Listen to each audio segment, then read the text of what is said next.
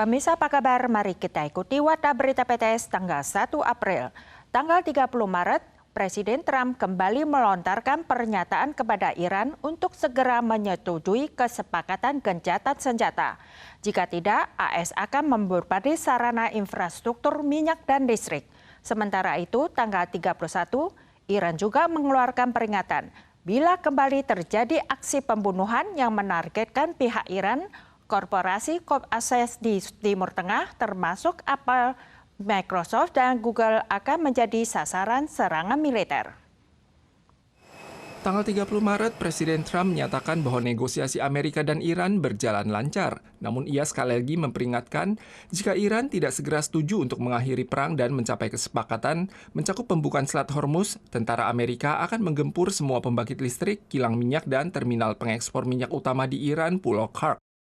Lewat tanggapan kerasnya tanggal 31, Iran memperingatkan jika terjadi pembunuhan lebih lanjut terhadap Iran, mereka akan meluncurkan balasan pada korporasi Amerika di Timur Tengah, termasuk Apple, Microsoft, Google, Nvidia, dan Tesla, yang mengindikasikan bahwa konflik telah meluas dari ranah militer tradisional ke kancah teknologi dan ekonomi.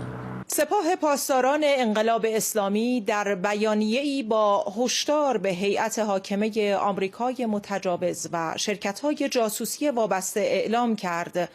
Iran menyatakan mulai tanggal 1 April pukul 8 malam waktu Teheran, jika terjadi pembunuhan lebih lanjut di Iran, korporasi Amerika di wilayah itu akan menghadapi resiko kehancuran. Namun Amerika juga mengklaim bahwa pembelotan telah mulai terjadi di Iran. Jika Iran menolak negosiasi, Amerika akan terus menjatuhkan penalti keras terhadap Iran. Trump juga merasakan tekanan dari dalam negeri. Harga bensin yang menjadi sorotan utama para peserta pemilu Amerika menembus $4 Amerika per galon minggu ini. Harga minyak yang terus bertahan di kisaran tinggi sangat merugikan Trump dan prospek pemilu pertengahan semester Partai Republik.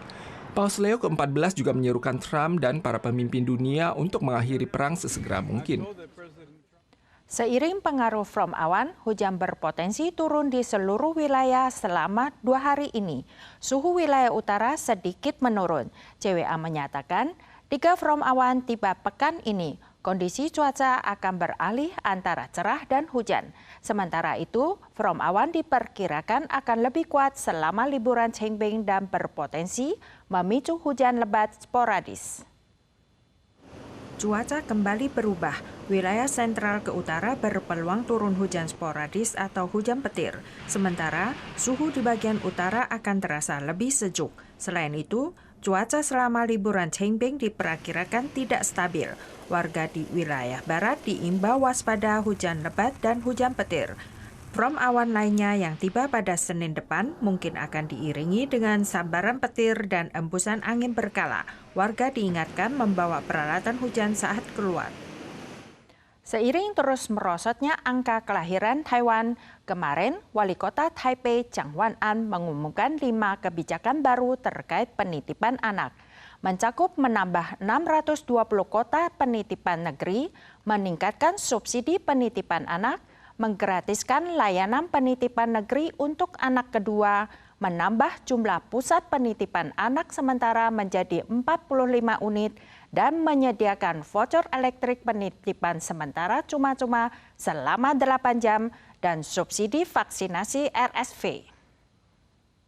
Tanggal 31, Wali Kota Taipei Jiang Wan'an mengumumkan langkah pendukung lanjut pada kebijakan ramah anak, termasuk mempromosikan sarana penitipan negeri di setiap sekolah, menambahkan 16 sekolah dan ruang publik baru, menambahkan 620 kuota penitipan negeri, menyediakan subsidi penitipan anak tertinggi di Taiwan, menawarkan tempat penitipan negeri dan semi-negeri gratis untuk anak kedua, menambah jumlah pusat penitipan anak sementara menjadi 45 unit, dan memelopori voucher elektrik penitipan sementara cuma-cuma selama 8 jam dan subsidi vaksinasi RSV.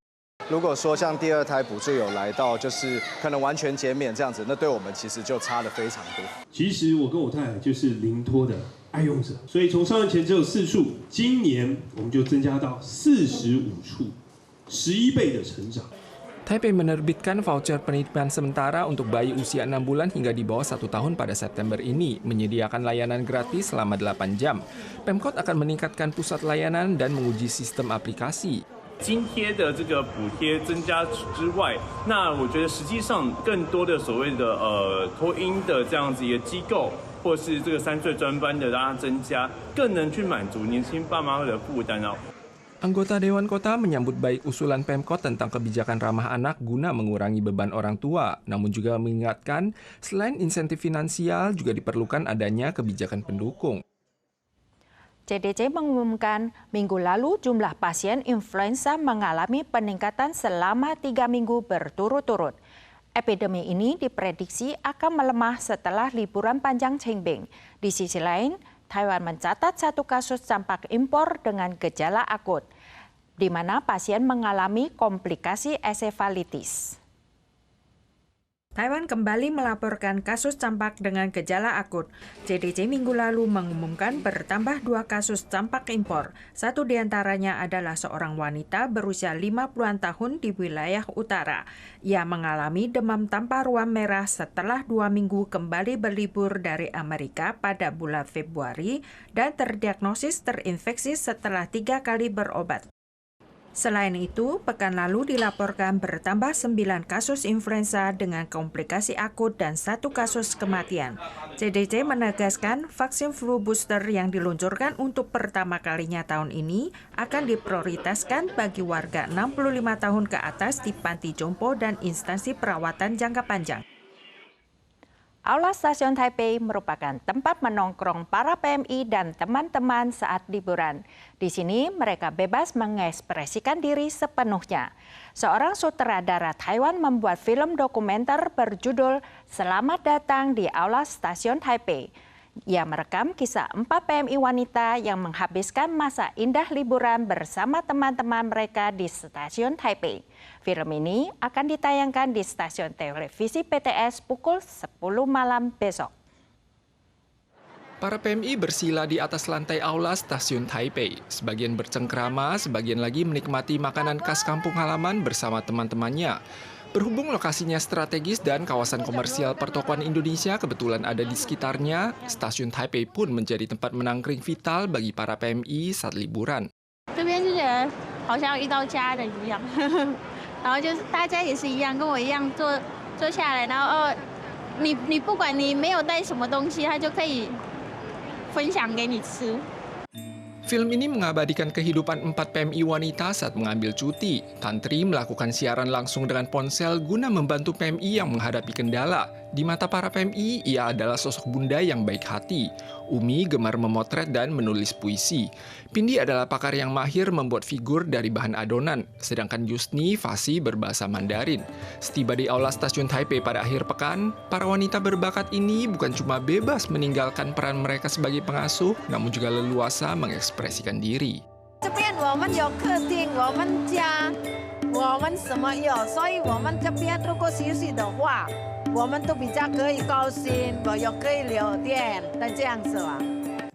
Film dokumenter Selamat Datang di Aula Stasiun Taipei merekam 4 PMI dari generasi berbeda yang menghabiskan kenangan indah bersama teman-teman mereka saat liburan. Lewat ungkapan perasaan mereka terhadap Aula Stasiun Taipei, film ini berupaya menyajikan kehidupan PMI dari sisi lain di luar lingkup profesi yang mereka emban. Para pemirsa sekalian, sekian warta berita dari PTS. Kita soal lagi di lain kesempatan. Sampai jumpa.